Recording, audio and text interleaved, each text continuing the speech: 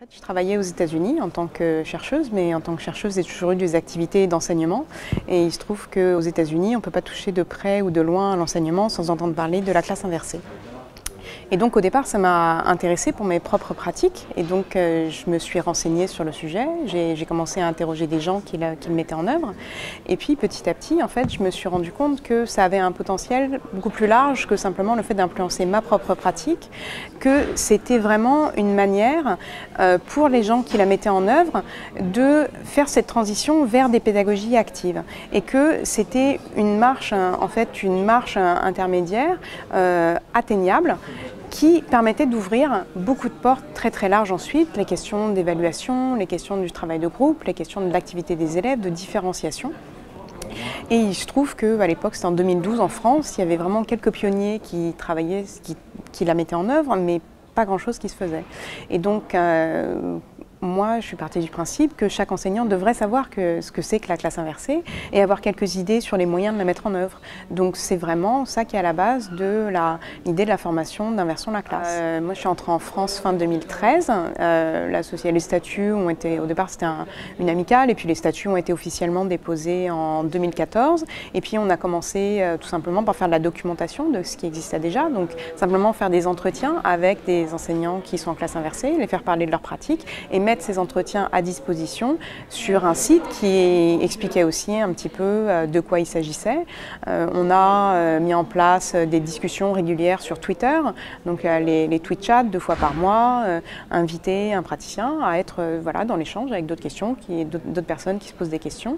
Et puis donc plus récemment, cet été, on a organisé le premier congrès national sur la classe inversée, le CLIC 2015, où on a réuni environ 50 intervenants pour partager, mutualiser, échanger, informer sur qu'est-ce que c'est que la classe inversée, quelles sont vraiment toutes les variétés, toutes les possibilités de l'utiliser, parce que dans chaque discipline, ça va être différent. Le concept de la classe inversée, c'est vraiment dégager du temps de classe pour passer plus de temps en activité aux côtés des élèves selon leurs besoins, en externalisant en fait les tâches cognitives les plus simples. Mais une fois qu'on a dit ça, en fait, il y a énormément de possibilités pour le mettre en œuvre. On trouve des classes inversées du primaire jusqu'au supérieur, voire dans la formation professionnelle.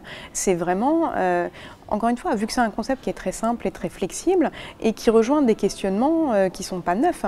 La question des pédagogies actives, c'est vraiment pas quelque chose qui a été découvert hier, et ça a des racines, on peut revenir même jusqu'aux racines de l'éducation nouvelle du début du XXe siècle. Je pense que là, on va atteindre le stade vraiment, alors c'est peut-être un peu d'explosion, vraiment. Parce qu'on a vraiment des pionniers dans différentes matières, différents niveaux qui ont défriché le terrain, qui se sont appropriés des choses qui se faisaient aussi à l'étranger, et que maintenant on est au stade de l'essaimage. On a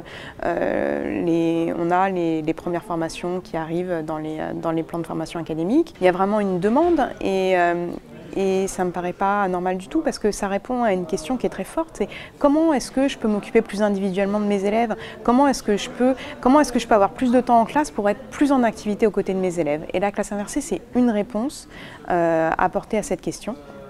Et on n'est pas du tout en train de dire que c'est la seule, mais c'est une réponse, encore une fois, qui est atteignable. Parce que la classe inversée, elle est aussi très, très caricaturée. Pour beaucoup, la classe inversée, c'est des vidéos qui remplacent le prof. Et c'est vraiment pas ça. On est vraiment dans des questionnements totalement différents. Et c'est pas une question de remplacer le prof, mais vraiment d'être sur une posture de l'enseignant où on passe un peu du face-à-face au côte-à-côte. Et donc on a fait le premier congrès qui a répondu à cette demande, mais on a été obligé de le faire à guichet fermé parce qu'il y avait trop de demandes par rapport à ce qu'on était capable d'offrir. Donc on fera un deuxième congrès les 1er et 2 juillet l'an prochain, plus le 3 juillet, une journée de formation aux outils. Et puis entre les deux, parce que tout le monde ne peut pas venir, ça se déroulera encore une fois à Paris, on est en train de mettre en place la semaine de la classe inversée qui aura lieu la semaine du 25 au 29 janvier en demandant aux enseignants praticiens en classe inversée qui le souhaitent, et évidemment en accord avec leur chef d'établissement, d'ouvrir leur classe inversée pour permettre à d'autres personnes de venir voir concrètement sur le terrain ce que ça donne. Et puis évidemment que dans chaque académie, les institutions qui sont intéressées par le sujet s'associe et propose aussi des retours d'expérience, des séminaires sur le sujet, et que tout ça soit vraiment localisé sur une carte, de manière à ce que chacun puisse aller voir la carte, qui sera disponible aux alentours de la mi-décembre, puisse aller voir sur la carte et regarder, voilà, autour de moi, si je m'intéresse au sujet, si je veux échanger sur ces questions-là, où est-ce que je peux aller. Et donc ça sera la CLISE, classe inversée la semaine, du 25 au 29 janvier.